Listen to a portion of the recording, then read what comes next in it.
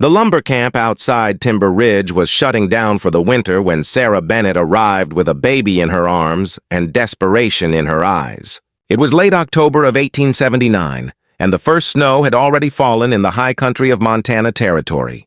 Most of the lumberjacks had already left for town or moved on to other work, but a few remained to help close up the camp for the season.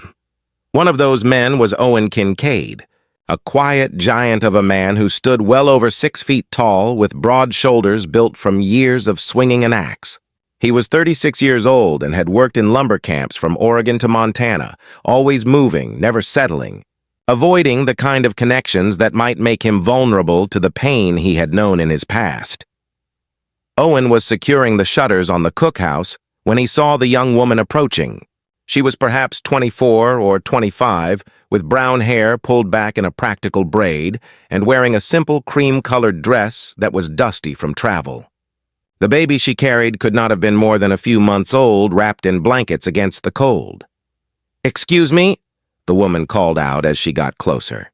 "I am looking for the camp foreman. Is he still here?" "He left yesterday," Owen said, setting down his hammer. "Can I help you with something?"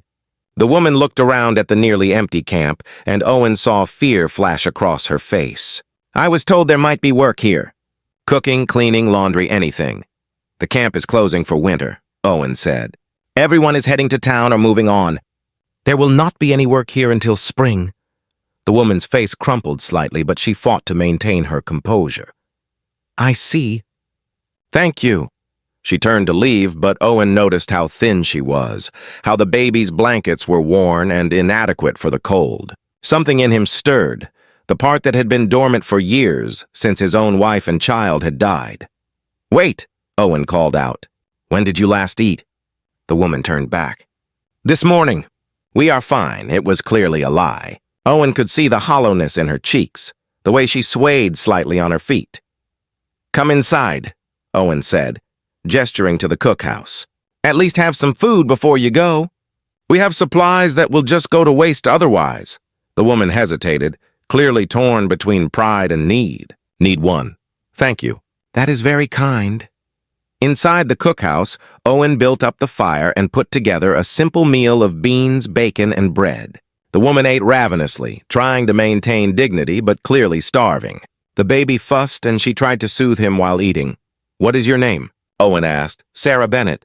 "This is my son Thomas. I am Owen Kincaid." "How old is Thomas?" 3 months, Sarah said, looking down at her son with fierce love. "He is healthy, thank the Lord, despite everything." "And his father?" Owen asked carefully. Sarah's jaw tightened. "Dead. My husband James was killed in a logging accident 6 months ago while I was pregnant. The company he worked for gave me $50 and told me I had to leave the company housing. I went to stay with my sister in Butte, but her husband lost his job and they could not afford to keep feeding us. So I left." She looked at Owen with weary eyes. "I have been traveling for 2 weeks looking for work, but no one wants to hire a woman with an infant. They say the baby will be a distraction, that I will not be reliable. I was told this camp sometimes hired women to cook and do laundry, so I came here. But I am too late. What will you do now?" Owen asked. "I do not know," Sarah admitted. "I have $3 left. I thought if I could find work here, I would have a place to stay and could save money. But now I will have to go to town and hope to find something there." Owen considered this. Timber Ridge was not a large town and jobs were scarce, especially for women with infants. The likelihood of Sarah finding work there was slim. "There is another problem," Sarah said quietly. "The town Timber Ridge, I cannot go there." "Why not?" Sarah looked down at her hands. "Because James and we were not married when Thomas was born. We were planning to marry, but he died before we could. In the eyes of the church and the law, I am an unwed mother. Thomas is illegitimate. If I go to Timber Ridge, where everyone knows everyone, they will ask questions. They will judge. They might even try to take Thomas away and put him in an orphanage." Owen felt anger rising at the injustice of it. This woman had done nothing wrong except survive and try to care for her child, and the world wanted to punish her for it. "What if you had a husband?" Owen heard himself saying. Sarah looked up sharply. "What?" "What if you had a husband, or at least people thought you did? Then you would not be an unwed mother. Thomas would not be illegitimate. You could go to town without fear. Sarah stared at him. Are you suggesting what I think you are suggesting? Owen was not sure what he was suggesting, but the idea was taking shape as he spoke. I am heading to Timber Ridge for the winter anyway. I have a small cabin just outside of town that I use when I am not working the camps. What if you came with me as my wife? Not a real marriage, just a pretense. It would give you respectability and a place to stay. In exchange, you could keep house and cook. In the spring, when the camps open again, we could quietly end the arrangement and you could go your own way. Sarah looked at him searchingly. Why would you do this? You do not know me. Owen thought about his own wife, Mary, who had died 7 years ago, along with their infant daughter during childbirth. He thought about the loneliness of the years since, the emptiness of his cabin, the way he had shut himself off from the world. Because I know what it is like to lose everything, Owen said simply, and because no child should suffer because of circumstances beyond their control. Sarah's eyes filled with tears. But what would you expect from me? This arrangement, would I be expected to be a wife in all ways? No, Owen said firmly. You would have your own room. This would be an arrangement between two people helping each other, nothing more. I need someone to keep my cabin livable during the winter, and you need a place to be safe. That is all. Sarah looked down at Thomas, who had fallen asleep in her arms. Can you pretend to be my son's father? She asked quietly. In public, I mean. Can you let people believe he is yours? Owen looked at the sleeping infant, at the small face so peaceful and innocent, and felt something shift in his chest. Yes, I can do that. They arrived in Timber Ridge 2 days later, traveling in Owen's wagon. Sarah wore a simple gold band Owen had fashioned from a piece of wire, making it look like a wedding ring. They had agreed on a story. They had been married in Oregon a year ago, and Owen was bringing his wife and new son to Montana to start fresh. The cabin was about a mile outside of town, a solid log structure with 2 rooms and a loft. It was simple but well built, and Sarah's face showed relief when she saw it. It is not much, Owen said as he helped her down from the wagon. But it is warm and dry. It is perfect, Sarah said. Thank you, Owen. Over the following days, they established a routine. Sarah took over the cooking and cleaning, transforming the bachelor cabin into something that felt like a home. She was an excellent cook, and Owen found himself actually looking forward to meals instead of just eating to survive. Owen built a cradle for Thomas and watched as Sarah settled the baby into it each night with obvious love and gratitude. He found himself listening for the baby's cries, ready to help if Sarah needed it. 1 week after their arrival, they made their first trip to town together.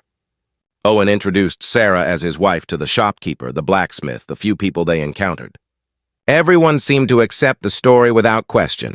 Why would they doubt it? But then they encountered the preacher, Reverend Matthews, a stern man in his 60s who looked at Sarah and Thomas with sharp eyes. I have not seen you in church, Mr. Kincaid, the Reverend said, or met your wife before. We have been living in Oregon until recently, Owen explained. Just moved to the area. And you were married where? In Portland, Sarah said, her voice steady. By a justice of the peace. It was a simple ceremony. The Reverend looked at Thomas. And the child? Our son, Owen said, and something in his voice must have conveyed warning because the Reverend did not pursue it further. Well, we hope to see you in church on Sunday, the Reverend said before moving on. After he left, Sarah let out a breath she had been holding. That was close. He was suspicious, Owen agreed. We will need to be careful. Sunday came and they attended church together. Owen sat beside Sarah, very aware of the eyes on them, the curiosity of the congregation. When Thomas fussed during the sermon, Owen surprised himself by reaching over and taking the baby, holding him against his shoulder and patting his back until he calmed. Sarah looked at him with surprise and gratitude, and Owen realized he had acted on instinct, the way a real father would. After church, several women approached Sarah, welcoming her to the community and asking questions. Sarah handled them well, sticking to their agreed-upon story, and Owen found himself impressed by her composure. As autumn deepened into winter, Owen and Sarah fell into a comfortable partnership. They worked well together, and Owen found that having Sarah and Thomas in his cabin brought a warmth that had nothing to do with the fire in the hearth. He found himself looking forward to coming inside from chopping wood or tending his small herd of goats.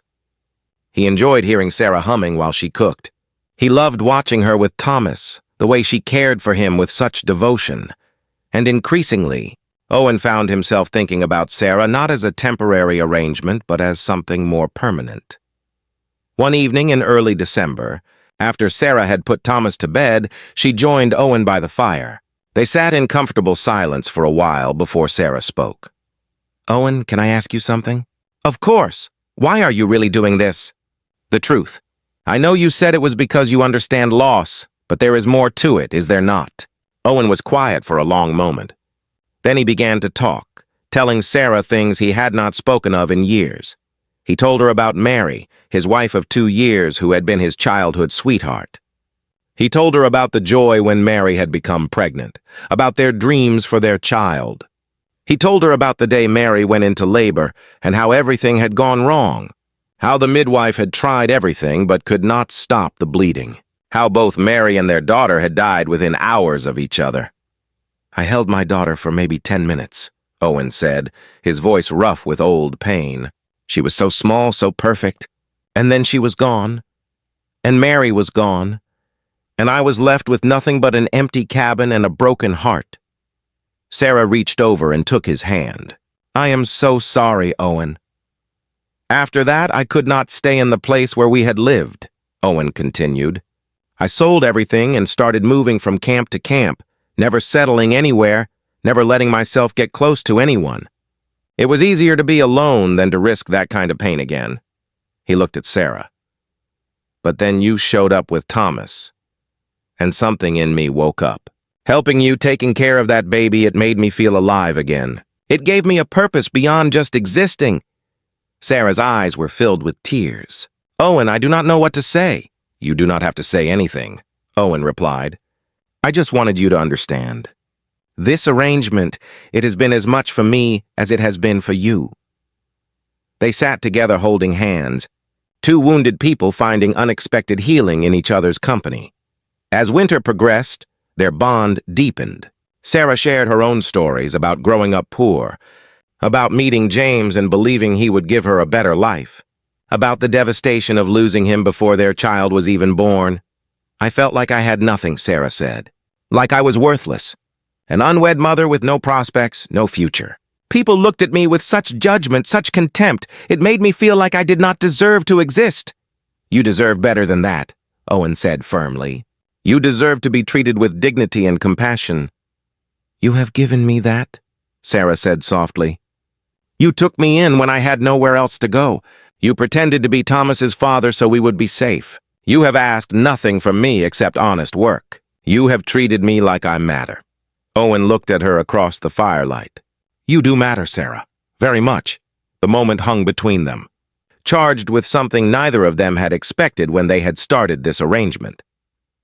One snowy evening in late January, Thomas was fussing more than usual. Sarah had tried everything to calm him, but nothing worked. She was exhausted, having been up most of the previous night with the baby. "Let me take him," Owen said, lifting Thomas from Sarah's arms. "You need to sleep." "But he needs to eat soon," Sarah protested. "Then I will bring him to you when he is hungry. For now, just rest." Sarah was too tired to argue. She went to her room and fell asleep almost immediately. Owen walked with Thomas, patting his back and speaking to him in a low, soothing voice. "It is all right, little man. Your mama needs sleep, so you and I will keep each other company." Thomas gradually calmed, his small body relaxing against Owen's chest. Owen sat in his chair by the fire, holding the baby, and felt something profound settle over him. This was what he had lost 7 years ago. This simple moment of holding a child, of being needed, of being a father. He had thought he would never have it again, had convinced himself he did not want it because wanting it meant risking pain. But here, in this quiet moment with a child who was not his by blood, but who had become his in every way that mattered, Owen felt complete for the first time in years. Sarah woke a few hours later and came out to find Owen still holding Thomas. both of them asleep in the chair. She stood watching them, her heart full of an emotion she had been trying to deny for weeks. She loved Owen Kincaid. Not out of gratitude, not out of convenience, but genuinely loved him. This quiet, kind man who had saved her and her son, who had given them a home and asked for nothing in return. When Owen stirred and saw her watching, he smiled. "He just fell asleep about 10 minutes ago. I did not want to move and wake him." Sarah came closer and looked down at her son, peaceful in Owen's arms. "You are good with him. You are a natural father." "I had practice," Owen said. "In my mind, anyway. All those years imagining what it would be like to raise my daughter." He looked up at Sarah. "Can I tell you something?" "Anything." "I have stopped thinking of this as pretend. When I hold Thomas, I do not feel like I am pretending to be his father." "I feel like I am his father." "When I introduce you as my wife, it does not feel like a lie anymore." "It feels like the truth." Sarah felt tears welling in her eyes. "Owen, what are you saying?" Owen stood carefully, still holding Thomas. "I am saying that I have fallen in love with you, Sarah, and I love this little boy as if he were my own. I know this was supposed to be temporary. I know we agreed to end it in the spring, but I do not want it to end. I want it to be real." He stepped closer to her. "I want to marry you for real. I want to be Thomas's father in truth, not just in pretense. I want us to be a family, not an arrangement." Sarah was crying now, but they were tears of joy. "I love you too, Owen. I have been trying not to, telling myself it was just gratitude or relief. But it is more than that. You have shown me what a good man looks like, what real partnership means. And watching you with Thomas, seeing how gentle and patient and loving you are, it makes me love you even more." She reached up and touched his face. "Yes, I want to marry you for real. I want us to be a family." Owen leaned down and kissed her carefully, mindful of the baby between them.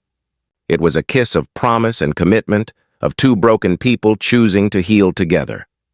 They were married for real in the spring, in a proper ceremony performed by Reverend Matthews. Thomas was there, now 7 months old and thriving. When the Reverend asked who gave this woman in marriage, Owen spoke up. "She gives herself, and I receive her gratefully."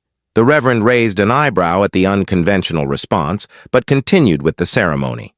After they were married, Sarah told Owen the truth about something she had been keeping from him. "Owen, I need to confess something. James and I, we actually were married, properly legally married. I lied about that because I was afraid that if you knew the truth, you would not help me." Owen looked at her in surprise. "Then why did you say you were not?" "Because James's family contested the marriage after he died. They said I had tricked him into marrying me to get his money. They said Thomas was not his child. They were powerful people, Owen, with connections. They had a judge declare the marriage invalid and made me leave town. That is why I had to run, why I could not use my married name. They were looking for me, threatening to take Thomas away." Sarah looked at him with fear. "I am sorry I lied. I understand if you are angry." Owen took her hands. "Sarah, I am not angry.